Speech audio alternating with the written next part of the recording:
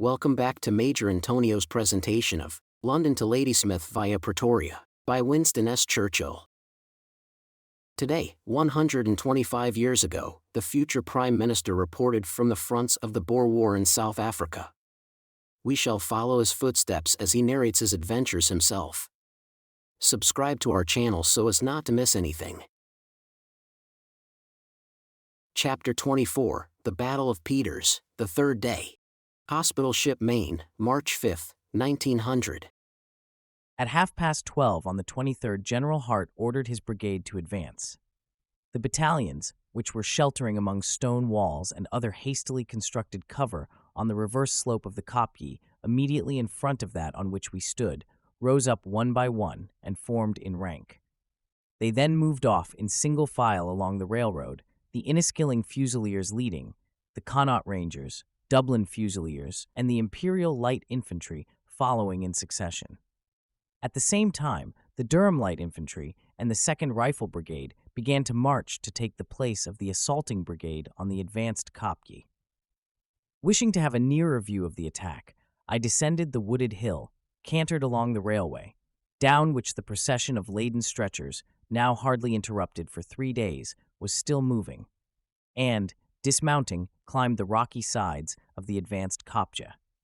On the top, in a little half-circle of stones, I found General Littleton, who received me kindly, and together we watched the development of the operation. Nearly a mile of the railway line was visible, and along it the stream of infantry flowed steadily.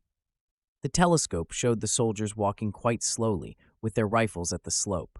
Thus far, at least, they were not under fire. The low kopjes, which were held by the other brigades, shielded the movement.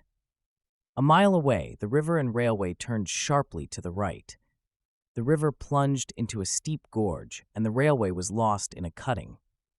There was certainly plenty of cover, but just before the cutting was reached, the iron bridge across the Onderbroek Spruit had to be crossed, and this was evidently commanded by the enemy's riflemen.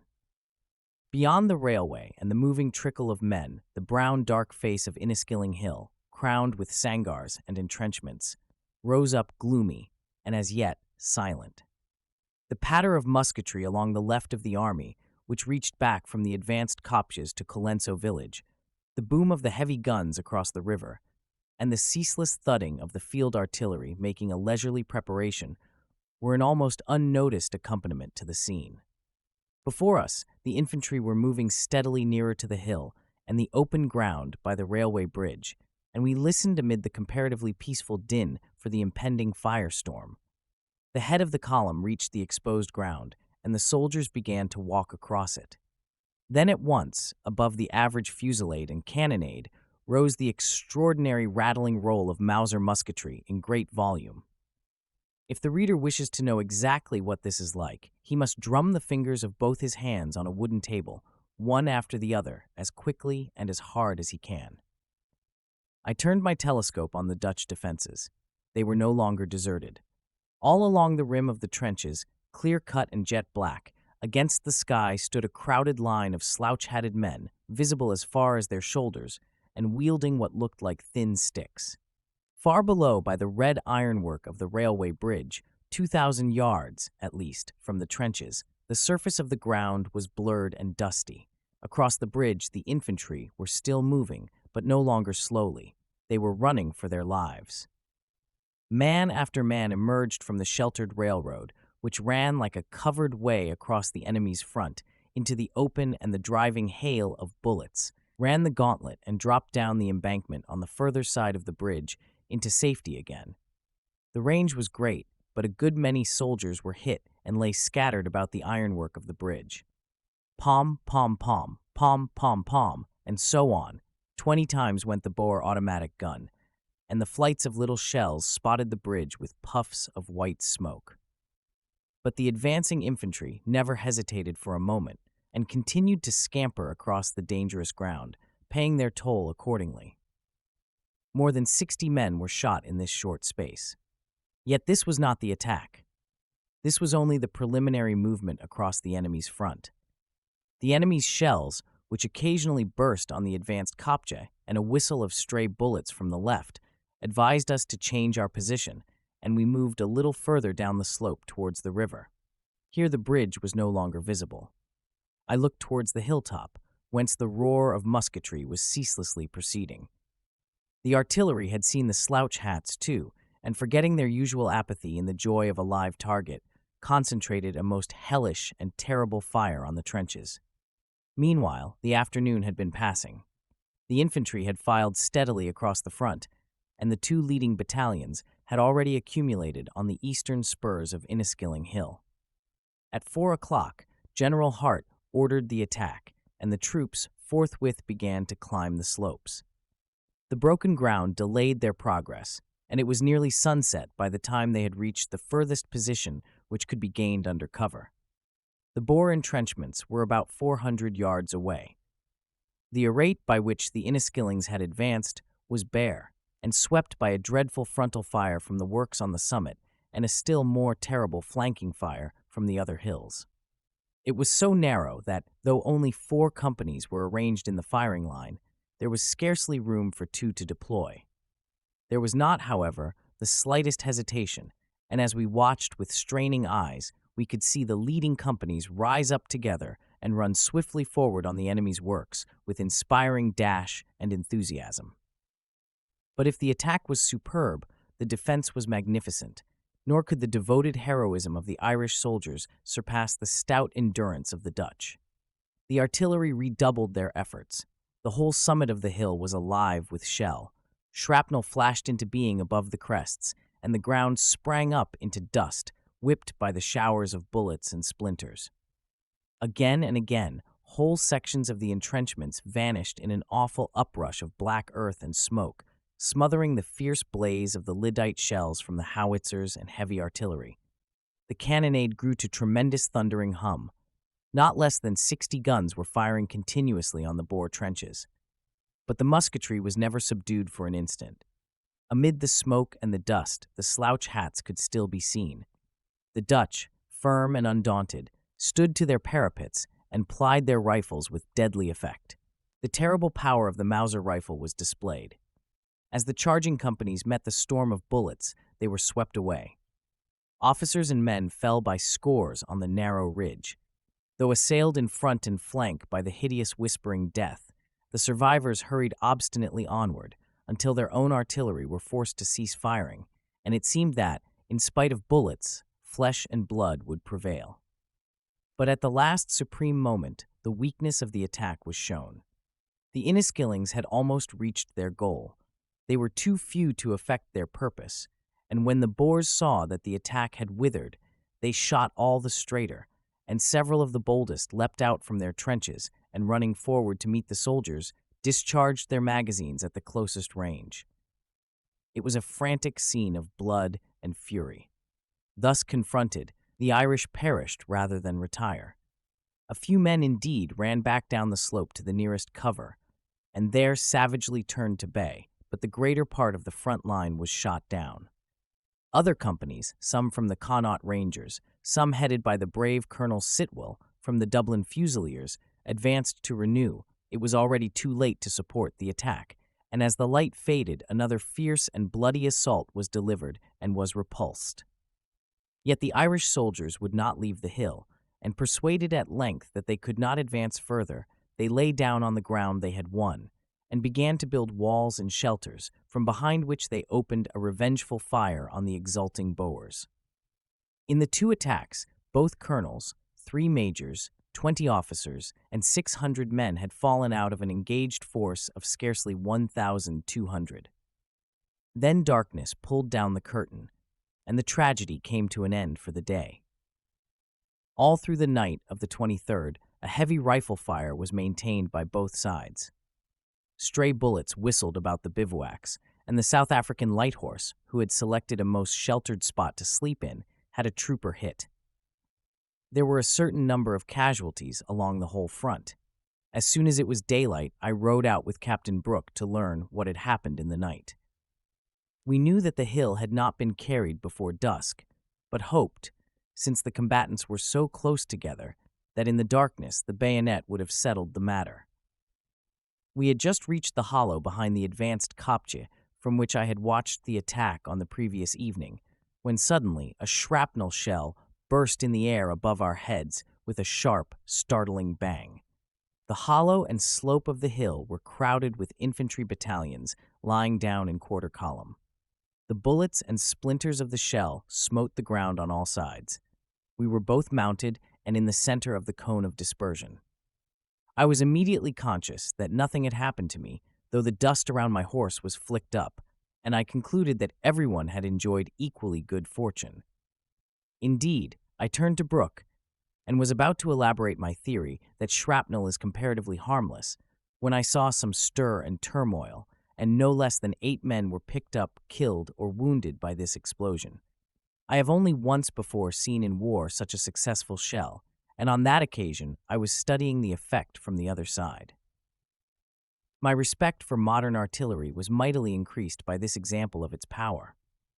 2 more shells followed in quick succession. The first struck down 4 men and broke in 2 the leg of an infantry officer's charger, so that the poor beast galloped about in a circle, preventing his rider from dismounting for some time. The second shore along the howitzer battery, killing 1 soldier and wounding an officer, 5 soldiers, and 3 horses. All this occurred in a space of about 2 minutes, and the 3 shells between them accounted for 19 men and 4 horses. Then the gun, which was firing on spec and could not see the effect of its fire, turned its attention elsewhere, but the thought forced itself on me. Fancy if there had been a battery. The crowded infantry waiting in support would certainly have been driven out of the re-entrant with frightful slaughter. Yet in a European war, there would have been not 1, but 3 or 4 batteries. I do not see how troops can be handled in masses under such conditions, even when in support and on reverse slopes.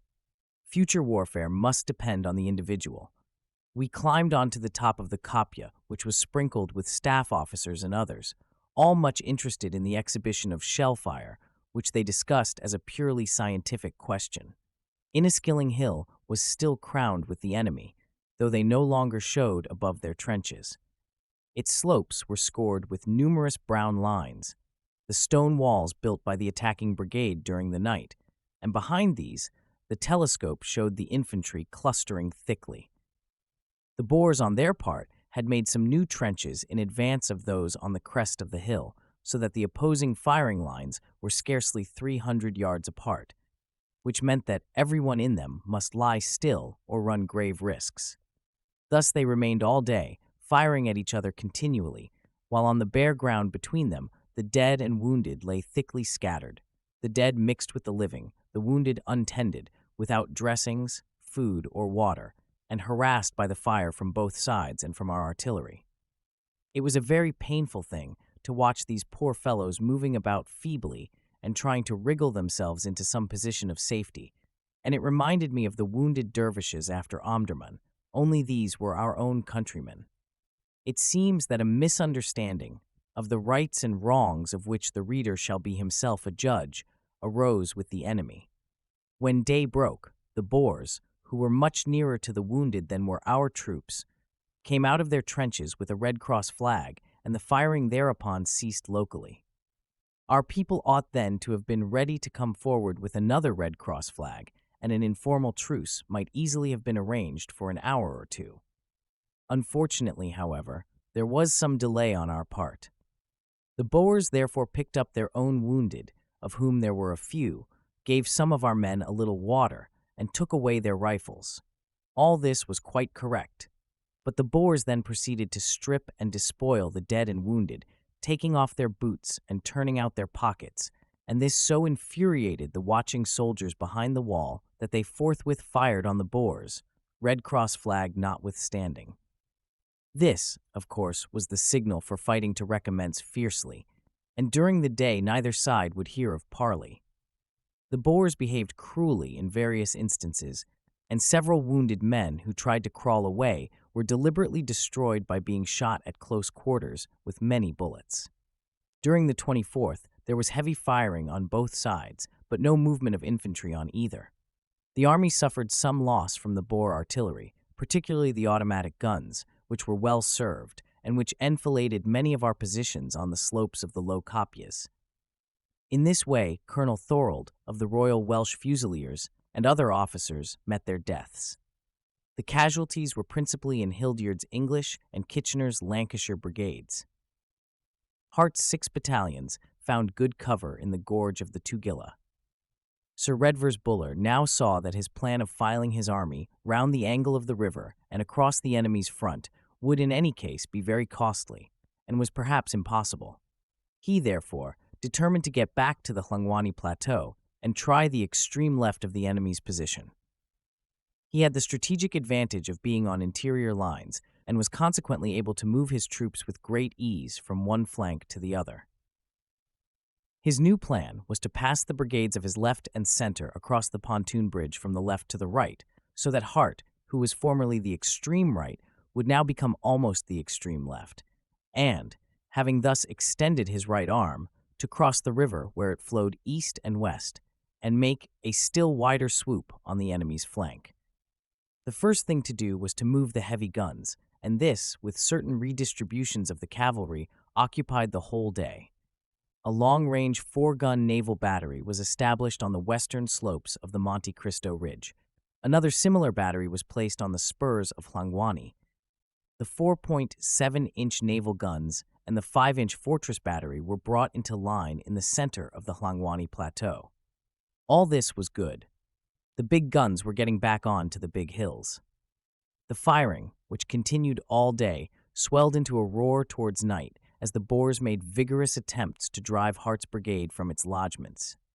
They were, however, foiled in their endeavor to squeeze in between the troops and the river. The battalions, who were attacked frontally, lay down with fixed bayonets and prayed that the Boers might be encouraged by their silence to make an assault. The latter, however, were fully aware of the eagerness of the soldiers for personal collision and kept their distance. The firing on both sides was unaimed, and very little harm was done. No one, however, had much sleep.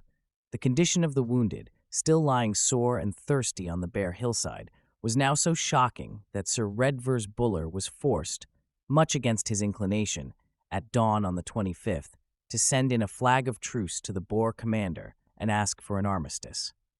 This the Boers formally refused, but agreed that if we would not fire on their positions during the day, they would not prevent our bearer companies from removing the wounded and burying the dead. The arrangement worked well. The enemy were polite to our medical officers, and by noon all the wounded had been brought down and the dead buried. The neglect and exposure for 48 hours had much aggravated the case of the former, and the bodies of the dead, swollen, blackened, and torn by the terrible wounds of the expansive bullets, now so generally used by the enemy, were ugly things to see. The fact that no regular armistice was agreed on was an advantage, as we were not thereby debarred from making military movements. The Boers improved their entrenchments, and Sir Redvers Buller employed the day in withdrawing his train across the river. This movement, seeming to foreshadow another retreat, sorely disquieted the troops, who were only reassured by the promise of a general onslaught from the other flank at no distant time. The strange quiet of this Sunday, the first day since the 14th of the month, unbroken by musketry and cannonade, was terminated at 9 o'clock at night. The Boers had seen the wagons passing back over the bridge and were anxious to find out whether or not the infantry were following, and if the low kopjes were evacuated. They therefore opened a tremendous magazine fire at long range on the brigades holding the line from Colenso village to the angle of the river. The fusillade was returned, and for 10 minutes the musketry was louder than at any other time in this campaign. Very few casualties occurred, however, and after a while the Boers, having learned that the positions were still occupied, ceased firing, and the British soon imitated them, so that, except for the ceaseless sniping, silence was restored. At dawn on the 26th, the artillery reopened on both sides, and during the day a constant bombardment was maintained, in which we, having more guns, fired the greater number of shells, and the Dutch, having larger targets, hit a greater number of men. The losses were not, however, severe, except in view of the fact that they had to be endured by the infantry idly and passively. Considerable movements of troops were made. Colenso and the kopjes about Fort Wiley were converted into a bridgehead, garrisoned by Talbot Coke's brigade. A new line of communications was opened around the foot of Langwani. A pontoon bridge, B, was arranged ready to be thrown below the falls of the river, not far from the still intact Boer bridge. Hildier's English brigade stood fast on the advanced low kopjes forming the extreme left of the line. Hart's command held its position about the slopes of Inniskilling Hill and in the gorge of the river. Barton's Fusilier Brigade, Kitchener's Lancashire Brigade, and the two remaining battalions of Norcott's, formerly Littleton's, brigade crossed the old bridge to the Hlangwani Plateau. All was now ready for the final attack on the left of the Pieters position, and in spite of the high quality of the infantry, it was generally recognized throughout the army that the fate of Ladysmith must depend on the success of the next day's operations. The spirit of the army was still undaunted, but they had suffered much from losses, exposure, and disappointment. Since January 11th, a period of more than 6 weeks, the troops had been continuously fighting and bivouacking. The peaceful intervals of a few days had merely been in order to replenish stores and ammunition. During this time, the only reinforcements to reach the army had been a few drafts, a cavalry regiment, a horse battery, and some heavy guns. Exclusive of the 1,100 casualties suffered at Colenso in December, the force, rarely more than 20,000 men, had had over 3,500 killed and wounded, had never had a single gleam of success, and had hardly seen the enemy who hit them so hard. Colenso, Spion Kop, Val Krantz, and the third day at Pieters were not inspiring memories, and though everyone was cheered by the good news of the entanglement of Cronje's army on the western side, yet it was felt that the attempt to be made on the morrow would be the last effort the Natal Field Army would be asked or allowed to make. And oppressed by these reflections, we went anxiously to rest on the eve of Majuba Day. This concludes today's reading of London to Ladysmith via Pretoria, by Winston S. Churchill. Join us also tomorrow for the subsequent chapter. Subscribe to Major Antonio's channel. Thanks for listening, and so long.